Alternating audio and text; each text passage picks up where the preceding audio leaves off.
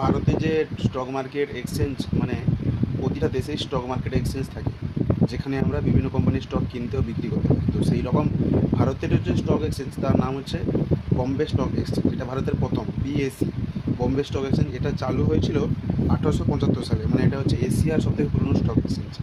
এছাড়াও stock exchange আছে national NAC আছে এখন, ন্যাশনাল স্টক এক্সচেঞ্জ। তারপরে কলকাতায় একটা ছিল ক্যালকাটা স্টক এক্সচেঞ্জ।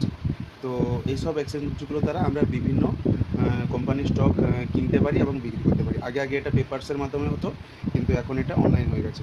তো এইরকম প্রতিটা দেশে হচ্ছে স্টক এক্সচেঞ্জ আছে। যেমন তোমাদের কয়েকটা উদাহরণ দিই, যেমন হচ্ছে কানাডার হচ্ছে স্টক এক্সচেঞ্জের নাম এস&পি। তারপর হচ্ছে সাউথ কোরিয়ার হচ্ছে সিউএল কম্পোজিট। তারপরে হচ্ছে চায়নার হচ্ছে হ্যাংজেং। তারপরে হচ্ছে তোমার থাইল্যান্ডের হচ্ছে সে। এগুলো হচ্ছে, তারপর ইউএসএ মানে আমেরিকার হচ্ছে ন্যাসড্যাক। এগুলো হচ্ছে পৃথিবীর বড় বড় সব স্টক এক্সচেঞ্জ, যেখানে বড় বড় সব কোম্পানি ট্রেড হয়।